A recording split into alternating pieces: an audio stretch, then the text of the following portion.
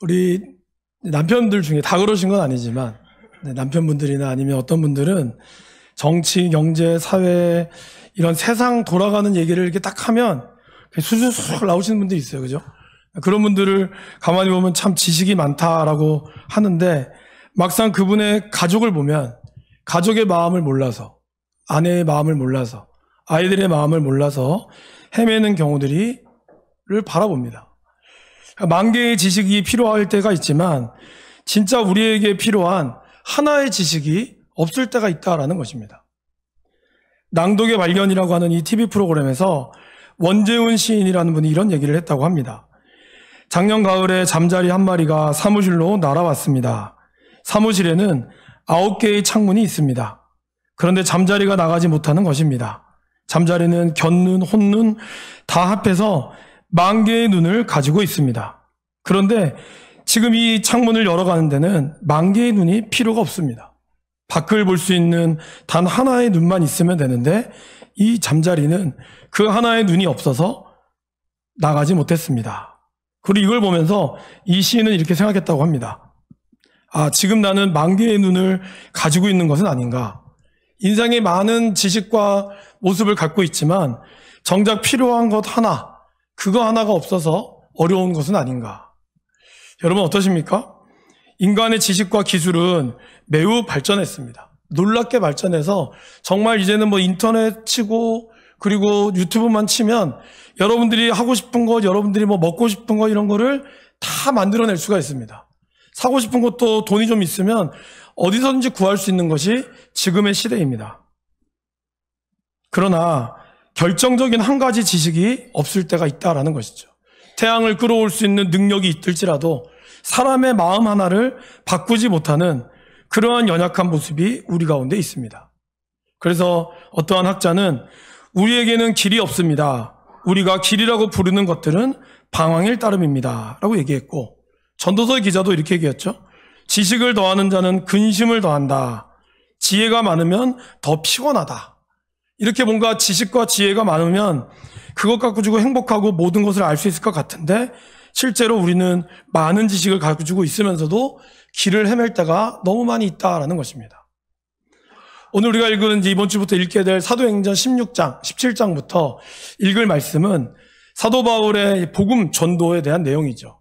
1장부터 7장까지는 예루살렘, 8장부터 12장까지는 유대와 사마리아, 그리고 13장부터는 1차, 2차, 3차에 걸친 전도 여행을 통해서 유럽과 그리고 그리스 아테네를 향한 복음의 전도 여행이 나옵니다. 그리고 이제 마지막 로마로 가는 여정이 바로 사도행전 28장에 등장합니다. 근데 오늘 말씀은 바울이 이렇게 복음을 전하다가 어려움에 좀 처하게 됐어요. 그래서 그가 먼저 이 아텐이라고 하는, 우리로 치면 아테네죠. 아덴이라고 하는 도시에 오게 되었습니다. 여러분, 아덴은 어떤 도시입니까? 이곳은 서양 철학의 아버지라고 할 수 있는 소크라테스와 그리고 플라톤, 아리스토텔레스, 그리고 최초의 민주주의가 시작된 곳입니다. 제가 이 말라기와 마태복음 사이 이 중간 시대에 대해서 한번 말씀을 드린 적이 있습니다. 이때의 가장 중요한 차이점은 뭐죠? 신 중심에서 인간 중심으로 변했다는 거죠. 그러니까 그 전까지는 병 걸리면 다 귀신의 저주다. 다 신이 노해서 그런 거다. 그래서 무당 굿하고 막 이러면서 자녀들의 병, 남편의 병, 아내의 병을 고치기에 급급했는데 이제 인간의 어떤 생각이 발전함으로써 아, 이거는 신이 노한 게 아니라 그냥 감기에 걸린 거다. 그러면 약 하나 먹으면 된다. 아니면 며칠 쉬면 된다.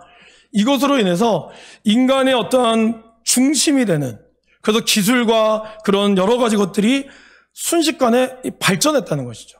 그래서 아테네만 하더라도 민주주의가 발전했다. 이거는 뭘까요? 왕이 곧 신이었고 왕이 하는 말에 모든 백성들이 다 따르겠습니다. 이렇게 했던 것에서 이제는 민주주의, 모든 사람들이 다 각자의 권리와 한 표를 가지고 행사할 수 있는, 그로 인하여 아테네는 아주 작은 나라였지만 세계의 문화에 영향력을 끼치는 그러한 나라가 되었다라는 것입니다. 이처럼 머리가 발전하고 기술이 발전할수록 점점점 무엇이 줄어들어야 될까요? 미신적인 것. 그죠? 이런 우리가 가지고 있는 건 미신들 있잖아요. 그런 미신들이 점점점 사라져야 되는 것이 많은 거죠. 근데 오늘 사도 바울이 아테네에 와서 분노했다 그랬어요. 왜 분노했을까요? 16절 말씀에 보면 이렇게 나옵니다. 바울이 아테네에서 그들을 기다리다가, 이제 제자들을 기다리는 거죠. 기다리다가 그 성에 우상이 가득한 것을 보고 마음에 격분했다라고 얘기합니다. 그 사상과 기술과 모든 인간이 중심이 되는 그런 것, 이성이 중심이 되고 보이지 않는 것 아니면 믿지 않는, 그렇게 철저하게 헬레니즘이 가지고 있는 그 문화, 그거를 중심으로 여겼던 이 아테네에서 놀랍게도 너무나 많은 우상들이 있었다라는 것입니다. 1세기의 이 당시를 살펴보니까 약 3만 개의 크고 작은 신들과 신상들이 있었다라고 합니다. 심지어는 여러분, 바울이 본 것 중에 기가 찬 건 뭔지 아세요? 신들의 이름이 다 있잖아요. 뭐 제우스 신이 있고 뭐 여러 가지 신들이 있는데 어떤 데를 가만히 보니까 알 수 없는 신이라는 이름도 있었다는 거예요. 신의 이름을 알 수 없는데 분명히 뭔가 존재한다. 이러한 신도 있다라는 것을 바울이 보고 너무 분노하고 깜짝 놀랐다라는 것입니다. 그들이 인간이 뛰어나고 그리고 우리가 살고 있는 이 지식의 뛰어남을 인정하면서도 역설적으로 인간에 의해 3만 개의 허구의 신들을 만들어냈다라는 것입니다. 이것이 바로 1세기에 있었던 모습입니다. 자, 여러분 이제 시간을 2000년으로 슉 돌려서 지금 21세기를 살아가는 저와 여러분들은 어떨까요? 지금 우리가 살아가는 이 2021년도, 그 전부터 첨단 디지털과 AI가 발달했습니다. 2016년도 기억나십니까? 그때 알파고와 이세돌이 세기의 대결을 열렸어요. 모든 사람들이 이세돌이 이길 거라고 예측했습니다. 근데 놀랍게도 그 많은 바둑 중에 한 판만 이기고 나머지 3판인가요? 2판은 완전히 졌어요. 그냥 진 게 아니라 완전히 처절하게 패배했습니다. 그것이 사람들에게 있어서 굉장한 두려움을 줬죠. 이제 더 이상 기계를 이길 수 없는가? 이전까지는 기계가 그냥 우리가 지시한 대로 그렇게 기계가 움직였는데 이제는 그가 인간이 가지고 있는 모든 데이터를 다 담아서 인간의 생각을 뛰어넘는 그렇게 바둑은 여러분 저는 잘 못 두지만, 저는 아예 못 두지만 수만 가지의 그러한 어떤 수가 있다 하더라고요. 그리고 그냥 진짜 고수들은 2수, 3수, 뭐 10수까지 바라본다고 합니다.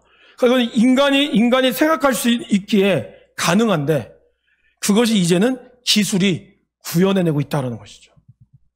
제가 가지고 있는 이 핸드폰이 갤럭시라고 하는 핸드폰입니다. 우리 교회 오기 전에 새 거를 샀었어요. 그리고 이제 3년, 한 4년 정도의 시간이 흘렀죠. 지금 이제 24라고 하는 갤럭시 24가 나오면서 어떠한 기술이 들어간지 아십니까? AI라고 하는 기술이 들어갔어요. 그것이 얼마 전에 업데이트 되면서 저한테도 이제 업데이트 되면서 들어왔는데 정말 놀라운 거는 제가 그림을 잘 못 그리거든요. 근데 그림을 이렇게 동그라미를 하나 딱 그리잖아요. 동그라미 그래서 거기다가 생성이라는 걸 딱 누르면 어떻게 되는지 아세요? 이 동그라미가 아주 멋있는 작품이 됩니다. 한 10초만 있으면 휙 하면서 그림이 완전히 달라져요. 여러분 이런 기술이 있다 보니까 얼마 전에 AI가 작곡한 음악, AI가 그린 미술이 과연 저작권이 있느냐? 이 돈을 줘야 되느냐? 정말 열심히 미대 나오시고 그렇게 해서 미술을 그리고 그리고 음대 나와서 열심히 노래를 했는데 오히려 그것보다 훨씬 더 뛰어난 AI가 우리의 노래를 부르고 있다는 거예요. 그리고 사람에게 감동을 주고 있고 이제는 AI라고 밝히지 않으면 저게 사람인지 AI인지 모를 정도로 혼란스러운 시대를 맞이하고 있다는 겁니다. 그래서 앞으로 직업이 정말 많이 없어질 거다. 이러한 예측들 속에 어떻게 시대가 흘러갈지를 우리는 두려워하며 궁금해하고 있습니다. 그런 가운데 과연 종교는 어떻게 될까요, 여러분? 사실 종교라고 하는 것이 그런 거잖아요. 앞일을 잘 모르기 때문에 그래서 뭔가를 의지하고 싶어하는 마음이 많은 거죠. 그래서 사람들이 교회를 다니기도 하고 그리고 어떤 점집이나 무당인을 찾기도 하는 거죠. 그런 가운데 있을 때 과연 종교는 그 필요가 있을까? AI가 모든 것을 이끌어줄 수 있는데 이번에 우리 저희 교단에서 대한예수교 장로회 총회, 통합측 총회가 창원 양국교회에서 열렸습니다. 합동측 총회는 제가 어디서 열렸는지 모르는데 이 두 교단이 우리나라의 소위 장자교단이라고 하는 가장 큰 규모를 차지하는 교단이 바로 통합측과 합동측입니다. 근데 여러분 이번에 이 보고서에 통합측과 합동측 적어도 교회를 다니는 숫자가 20만 명이 줄었다라는 보고가 나왔습니다. 20만 명이 결코 적은 수가 아니거든요. 그 어마어마한 숫자가 줄은 것을 보면서 특별히 젊은이들이 교회를 안 가는 거죠. 그러면서 과연 교회가 이 세상에 소망이 되느냐?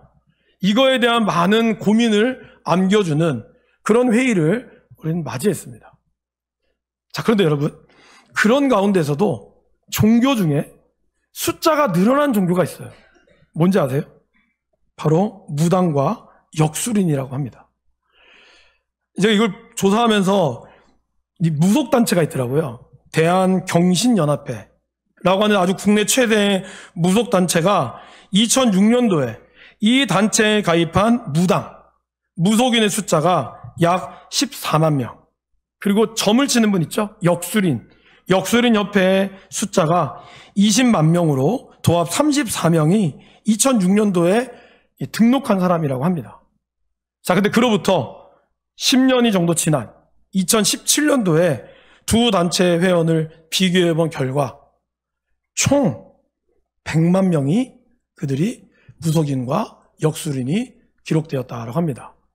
이거는 공식적으로 등록한 사람들인 거고, 만약에 공식적으로 등록하지 않고 있는 사람의 숫자를 합하면 훨씬 더 많은 숫자다라는 것이죠. 근데 이 100만 명의 숫자를 우리 개신교, 저와 같은 목회자의 숫자와 비교하면 4배가 넘습니다. 그러니까 기독교의 목사님들의 숫자가 25만 명이라면 무술인의 숫자는 100만 명이라는 거죠. 분명히 21세기를 살아가며 과학이 발전하고, 그런데 왜 사람들은 이렇게 무속인과 역술인과 점집을 찾아가며 그들의 인생의 운세를 점칠까요? 근데 놀랍게도 1세기나 21세기나 똑같이 미신들은 사라지지 않고 있다는 것입니다. 그 이유는 뭘까요? 그것은 여전히 1세기나 21세기나 사람들 마음에 불안과 두려움이 지배하고 있기 때문이다라는 것입니다. 하나님 없이 사는 사람의 인생이란 언제나 자기의 인생을 행운과 불운이라는 이런 것이 뒤섞였다라고 얘기하죠. 그래서 무엇이 어떻게 섞여 있는조차 알 수 없는 혼돈의 연속이라고 사람들은 얘기합니다. 잘된 일이 있는 것 같은데도 낭패를 볼 때가 있고, 또 뭔가 억울한 일이 있는 것 같은데도 좋은 결과를 얻는, 그래서 많은 분들이 뭐 인생은 세옹지마다 좋은 것이 있으면 나쁜 것이 있고, 그러면서 마치 인생을 달관한 것처럼 이야기하십니다. 잘 돼도 허망하고 잘못되면 더 허망한 것이 인생이다라고 얘기하죠. 그래서 많은 사람들이 인생을 마치 달관한 것처럼 그냥 공술에 공수거고, 두렵고 두려워해서 결국에는 체념하고 말죠. 그래서 어차피 죽으면 그만인데 뭐 이렇게 아둥바둥 사십니까? 그렇게 하면서 마치 인생을 달관한 것처럼 이야기하지만, 오히려 그런 분들이 죽는 날까지 끝까지 그 문제 앞에 해결하지 못하는 경우가 많다라는 것이죠. 그러다 보니까 사람들이 어떻게 할까요? 온갖 신을 섬기는 겁니다. 21세기에 누가 신을 섬깁니까? 여러분, 안 믿는 분들 보세요. 그분들이 어떻게 하죠? 결혼 날짜 어떻게 잡아요? 손 없는 날 잡고, 이사 날짜 어떻게 잡아요? 손 없는 날 잡습니다. 그래서 교회 다니신 분들이 손 없는 날에 마치 이사라도 할라 치면 돈을 2배나 받아요. 손 없는 날에 이사한다고. 이런 것들이 있는 거예요. 그러면 우리 기독교인은 다를까요? 안타깝게도 기독교인들도 그렇게 예수를 믿고 교회를 다니면서도 심지어는 점집을 기웃거리며 불안에 떠는 사람들이 여전히 존재한다는 것입니다. 저와 여러분들도 모르게 오늘의 운세를 나도 보기도 하고, 그리고 오늘 왠지 뭔가 찝찝하고, 기도보다는 그냥 나의 어떤 감이나 이런 것에 나온다는 거죠. 금수저, 흙수저 이런 말이 괜히 나온 게 아니에요. 이러한 문제들을 바라보니 이것에 대해서 우리 박영선 목사님이라고 하는 사도행전을 지으신 목사님께서 이런 우상의 현상, 오늘 같은 이 현상에 대해서 이렇게 설명하셨습니다. 삶이 허망해서 미래를 말할 수 없다면 노력이 무슨 소용이 있겠습니까? 정직이나 성실, 인내와 같은 덕목도 다 무의미할 것입니다. 그리고 동양사상은 이러한 허망함을 바로 윤회로 표현하고 있다라는 것이죠. 윤회가 뭡니까, 여러분? 윤회는 말 그대로 인생이 둥글다는 겁니다. 인생을 공존해서 윤회 사상에 따르면 태어나다가 살다가 죽고 죽으면 어떻게 돼요? 끝나는 게 아니라 다시 태어난다는 거예요. 그래서 인간에게 있어서 보상이 필요한데 우리가 이 땅에서 착한 일을 하는 보상이 뭐예요? 기껏 주어지는 보상이라는 것이 착하게 잘 살면 다음 생에 좋은 조건, 인간으로 태어난다는 거예요. 그래서 지금 지나가는 강아지나 고양이는 전생에 다 악한 사람이었다는 거죠. 그렇기 때문에 너희도 착하게 살아야 나중에 인간이 된다. 근데 여러분, 인간으로 사는 것이 행복합니까? 그것도 좋은 집에 가서야 행복할까 말까지. 그러니까 이런 식으로 이 윤회설은 이러한 설명의 체계를 만들면서 인생 자체에 연속성이 없다. 그러니까 죽으면 앞으로 될지 모르기 때문에 그거를 어떻게 하든지 스스로 위로하기 위하여 만든 장치가 바로 윤회설이라고 목사님은 설명을 하셨습니다. 그런데 오늘 말씀을 보시면 이렇습니다, 여러분. 오늘 이 아덴에 있는 사람들, 그렇게 10,000개의 지식을 가지고 있는 그들이 21절에 이렇게 나오죠. 모든 아덴 사람과 거기서 나그네 된 외국인들이 가장 새로운 것을 말하고 듣는 것 위에는 달리 시간을 쓰지 않음이더라. 다른 말로 표현하면 한량이란 뜻이죠. 맨날 앉아가지고 그냥 어디서 주워 들은 이 지식이나 이런 내용만 가지고 마치 새로운 것을 알려주는 것처럼 그들끼리 그냥 지식 자랑만 하고 있다라는 겁니다. 제가 저번에도 말씀드렸지만 서울역에 노숙자들이 굉장히 많으십니다. 그분들하고 이야기를 해보면 정치, 경제, 문화 모르는 게 없어요. 다 이야기하면 뭐 대통령이 어떻고 뭐 정치가 어떻고 누가 어떻고 이런 비리와 우리도 모르는 그런 온갖 은밀한 얘기들을 그분들이 굉장히 잘합니다. 10,000가지의 지식을 가지고 있죠. 누가 물었다 그러죠. 그러면 당신은 왜 지금 여기 있습니까? 나야 시대를 잘못 만나서 이런 거라고. 그러니까 이 땅을 어떻게 해결해야 될지, 뭐 대통령을 바꿔야 된다 아니면 누구를 뽑아야 된다, 이런 말은 정말 잘하면서 정작 자기에게 필요한 자기의 지식 앞에서는 아무 말도 하지 못하는 거예요. 이 아덴 사람이 그랬다는 거죠. 인생은 돌고 도는 거니까 일하면 뭐하냐. 그래서 그냥 자기네끼리 앉아가지고 새로운 지식이 뭔가 그러한 것만 앉아서 이야기하고 있었다라는 것입니다. 그러나 여러분, 복음이라는 것, 예수님의 죽음과 부활과 그런 인생과 역사, 이것은 뭐라고 되어 있습니까? 성경은 직선적인 지향점이 있다라고 가르칩니다. 인생은 단순히 공존하는 것이 아니라 시작이 있고 끝이 있다라는 것이죠. 그리고 이러한 인생은 우리가 만드는 것이 아니라 우리를 만드신 분의 의지와 목적에 의해서 완성되는 인생의 결국이 있다라는 것입니다. 결국 바울이 분노한 건 이거였다는 거예요. 인생이 마치 자기네들이 모든 걸 알 것처럼 얘기하지만 당장 자기 앞에 인생도 모르면서 그러면서 온갖 지식을 얘기하지만 집에 돌아가면 뭐예요? 불당 앞에서 절하고 자기가 만든 신 앞에서 제발 비나이다 비나이다 복권 당첨되게 해주세요. 이렇게 절하면서 자기의 인생을 마치 운으로만 바라보고 있는 것을 보고 바울은 분노했다라는 것입니다. 이것을 깨달았기에 바울은 이 우상을 만들며 이러한 모습을 보면서 하나님을 몰라서 불안하고 걱정하고 심지어는 모든 신을 만들었지만 이 신마저 알지 못하는 신이란 것조차도 만들어서 내가 모르는 또 다른 불안함이 이 신이 제발 나를 해결해 주기를, 그렇게 하면서 종이쪼가리 한 장에 내 인생을 맡기는 그러한 인생을 차지하고 있는 것에 바울이 분노했다라는 것입니다. 바울은 분노함으로 그치지 않았어요. 오히려 그걸 가지고 어떻게 했죠? 17절에 보시면 날마다 만나는 사람들과 변론하고 그리고 그들 앞에 예수님의 그 부활을 늘 전했다라는 것입니다. 이러한 얘기들이 퍼지기 시작한 거죠. 그래서 새로운 철학과 논쟁에 관심이 많은 아테네 사람들이 이 바울을 아레오바고라고 하는 이 광장에 붙들어서 자리에 세웁니다. 그리고 네가 전한 이 말쟁이가 원래 좋은 말이 아니거든요. 이게 뭐 쓰레기나 이런 것들을 줍는, 그렇게 모아서 생활하는 이러한 사람을 말쟁이라고 해요. 그래서 바울을 말쟁이라는 거는 네가 아는 학문이, 그러니까 자존심이 있는 거죠. 내가 모르는 걸 네가 안단 말이야? 이 말쟁이네. 이게 무슨 말하는가 들어보자. 이렇게 하면서 바울에게 복음을 전하도록 그런 기회를 줬습니다. 그것이 바로 오늘 저와 여러분들이 읽은 말씀이죠. 먼저 여러분, 바울은 이들이 범사의 종교성이 많다라는 것을 얘기합니다. 무슨 뜻일까요? 모든 사람은 다 종교성이 있다라는 것이죠. 이 땅에 무신론자라고 얘기하시는 분들을 가만히 보면 무신론자인 것 같지만 그들은 철저히 자기를 믿는 나신교죠. 그러니까 이 땅에 무신론은 없습니다, 여러분. 나를 신으로 섬기는 나신교일 뿐이지. 그러니까 그 말은 무슨 말일까요? 어떤 사람이든지 자기의 연약함이나 자기의 모습 앞에 뭔가를 의지하고자 하는 그러한 모습이 다 있다라는 겁니다. 그것이 바로 범사의 종교성이 많다라는 것이죠. 근데 이들은 알지 못하는 신이라고 하는 것들을 통하여 자기가 뭘 하는지 그거를 모르고 있다는 것을 바울이 지적하면서 오늘 24절, 25절에 이렇게 이야기합니다. 바울이 전한 가장 첫 번째 메시지가 뭐였는지 한번 읽어보겠습니다. 우주와 그 가운데 있는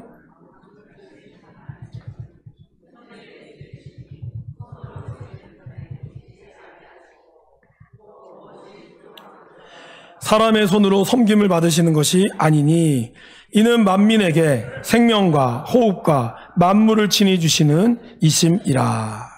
무슨 말일까요, 여러분? 이 땅에 있는 모든 만물들이 우연이나 그리고 우리의 노력으로 되어진 게 아니라는 거예요. 우리는 우리의 삶이 공로로 되어졌다고 생각할 때가 있어요. 그래서 신앙생활 하시는 분들도 내가 열심히 기도해야, 내가 새벽 기도 잘 나오고 40일 특세를 하면 하나님이 이 정성에 감격해서 내 기도를 들어줄 것이다, 이렇게 생각합니다. 근데 그렇게 해서 안 들어주면 좌절하죠. 그러면 내가 이렇게 열심히 기도하고 열심히 내가 헌금도 하고 열심히 봉사도 하는데 왜 내 자녀가 잘 안 되고 왜 내 남편의 사업이 안 풀리고 왜 나는 건강하지 못할까? 스스로가 자책하는 거죠. 마치 우리가 예수를 믿으면서도 예수 무당을 섬기고 있는 그러한 모습이 우리 가운데 있다라는 거예요. 오늘 바울이 얘기한 건 뭡니까? 하나님께서 손으로 지은 전에 계시지 않고 무엇이 부족한 것처럼, 그러니까 우리가 열심히 기도해야 하나님이 그 기도를 들어서 감격해서 나에게 복 주시는 게 아니라는 거예요. 마치 우리가 하나님이 부족하니까 내가 좀 힘이 딸린다, 너 좀 기도 좀 해라, 나 좀 밀어줘, 이런 게 아니라는 거예요. 근데 우리도 모르게 우리가 도와줘야, 하나님을 위해서 내가 뭔가를 해야 하나님이 이루어진다라고 생각합니다. 그리고 이 땅에 이루어지는 모든 것을 우리는 우연이라고 생각하죠. 때로는 그걸 운이라고 하고, 재수가 좋다, 아니면 내가 공덕을 잘 쌓아서 이렇게 나왔다 라고 우리 스스로를 그렇게 위로하고, 내가 이 생은 망했다, 이 생은 어쩔 수 없다, 스스로 자기 자신을 포기하고 있다라는 것입니다. 그러나 여러분, 바울은 얘기합니다. 이 모든 것을 하나님께서 친히 계획과 섭리 가운데 주관하셨다라고 말씀하고 있다라는 것입니다. 제가 이 부분을 준비하면서 우리 얼마 전에 김상영 장로님의 이 장례를 치르면서 이 존경받는 장로님의 죽음을 모두 다 안타까워했고, 물론 정말 좋은 천국에 가셨다는 걸 우리는 믿지만 그래도 조금 더 계시기를 바라는 마음이 우리 가운데 있으며 우리가 장례를 보냈습니다. 좀 시간이 흐르고 우리 장로님의 따님 되시는 김동미 원사님과 금요기도회 후에 같이 찬양단이 얘기를 나눌 수 있는 시간이 이틀 전에 있었습니다. 기도 제목을 나누고 또 그러면서 이제 권사님께서 장로님의 장례를 하면서 이제 느낀 그 은혜를 얘기하셨던 것을 제가 듣고 권사님의 허락을 받아서 제가 조금 각색해서 말씀을 드리도록 하겠습니다. 장로님께서 평소에 이 장례에 관해서 얘기를 좀 이제 또 아프시면서 얘기를 굉장히 많이 하셨다고 합니다. 그 중에 이제 이런 거죠. 절대로 교회장으로 하지 마라. 나 비록 원로 장로지만 난 교회장을 원치 않는다. 그냥 가족장으로 해주시고, 그리고 주변 사람들에게 내가 이런 장례가 폐를 끼치지 않기를 원한다. 심지어는 장로님이 내가 마련되는 빈소 옆에 다른 사람의 빈소가 있으면 예배 때도 찬송하지 말고 그냥 기도만 하고 말씀만 듣고 끝내라. 왜냐면 옆에 분에게 폐가 되면 안 되니까. 그런 것들을 장로님이 거듭거듭 우리 권사님과 또 우리 따님 되시는 우리 권사님에게 얘기를 나눴다라고 합니다. 근데 사실 이제 김동미 권사님의 이제 고민은 그런 거였죠. 이제 투병 생활이 거의 1년 가까이 되셨고, 정말 기적적으로 어려운 위기들을 잘 넘기시면서도 이제 우리 어머니 되시는 박영자 권사님과 이제 조금 생각이 다른 부분이 좀 있었다고 합니다. 그러면서 이제 권사님이 이제 통화했을 때 얘기는 사실 하나님의 뜻이 뭔가 잘 모르겠다. 하나님이 도대체 어떻게 우리 아버지를 이끌어 가실지 그러니까 너무 혼란이 됐다고 해요. 장래가도 그렇고 또 무엇보다 이제 자녀들 또 사위 되시는 우리 유집사님 너무 바쁘다 보니까 장래가 만약에 나도 해외 출장으로 가게 된다거나 또 뭐 큰아드님 상주가 뭐 워낙 바쁘니까 그렇게 안 되면 어떻게 되나 이런 여러 가지 것들이 이제 사실 권사님에게는 늘 아버님을 지켜보는 입장에서 이제 고민이 되신 거죠. 근데 정말 이 장례가 딱 날짜가 나왔을 때 돌아가셨다는 얘기를 들었을 때 가장 먼저 우리 친구 되시는 김미 집사님께서 이 주변에 어떤 얘기를 하지 않았음에도 불구하고 주변에 방해가 되지 않도록 그런 빈소를 마련해서 얼마든지 우리가 찬송을 부를 수 있는 저는 사실 몰랐거든요. 저는 당연히 장례를 하면 찬양해야 한다고 생각을 했고 권사님도 안 했으면 좋겠다라는 말을 안 하셔서 그런데 그런 가운데 이런 모든 것이 준비가 되어 있었고 또 사실 장로님이 돌아가는 이 시기가 만약에 하루만 좀 늦었어도 추석 당일은 화장장이 열리지 않거든요. 연휴지만 당일은 안 열리고 앞뒤는 열린다 하더라고요. 근데 저희가 월요일 날 화장을 했던 거거든요. 그러니까 이러한 모든 것들을 우리 권사님이 보면서 이 외에도 몇 가지 권사님이 기도하고 했던 모든 걸 보면서 하나님께서 너무 정확하게 이런 모든 아버지의 죽음과 그런 것을 이끌어가는 것을 보면서 권사님이 너무 이제 감격을 하신 거죠. 그래서 본인이 이런 고민했던 부분들, 그렇게 했던 이런 것들이 하나님께서 한순간에 남편이 또 장례 가운데 다 참석할 수 있게 됐고 그 큰아드님도 그렇고 여러 가지 많은 과정들을 이끌어 가시는 걸 보면서 이제 정말 다시 아버지를 부활의 소망을 가지고 만날 수 있게 되는 그것을 이렇게 얘기를 하시더라고요.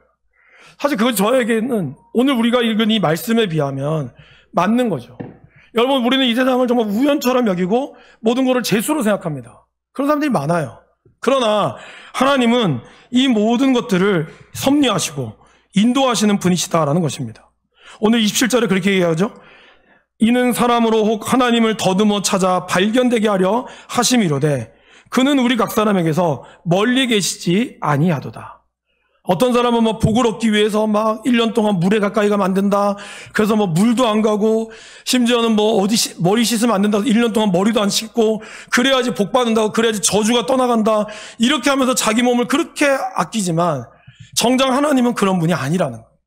오히려 하나님은 우리의 인생을 함께 하시고 이제는 알지 못하는 시대, 이 아태에 있었던 시대는 하나님을 알지 못하는 시대였지만 이제 바울은 예수님을 온전히 소개하면서 그리스도의 그분의 부활과 죽으심과 부활을 통하여 예수님만이 진정한 참기림을 말씀하시고 있다라는 것입니다.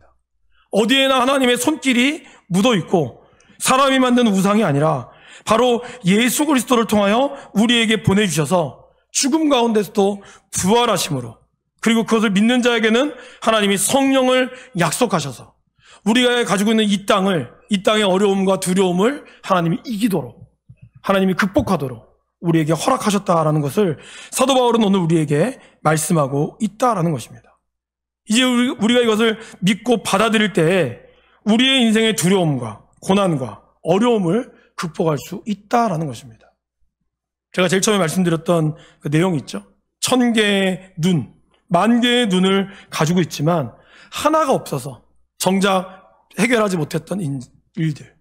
여러분들 수많은 지식을 갖고 있지만 정작 우리에게 가장 중요한 지식은 뭘까요? 하나님을 아는 지식이다라는 겁니다. 그리고 예수님을 향한 우리의 예수 그리스도만이 우리의 유일한 길이시고 그분을 믿고 그분의 부활하심을 믿을 때 저와 여러분의 인생이 하나님이 주시는 인생으로 하나님이 복 주시고 이끌어가게 될 줄 믿습니다. 그러게 여러분 다른 어떤 것들 다 중요할 수 있지만 그러나 오직 하나 예수님만을 온전히 붙들고 그 말씀 안에 여러분들이 살아나갈 수 있기를 간절히 축원합니다.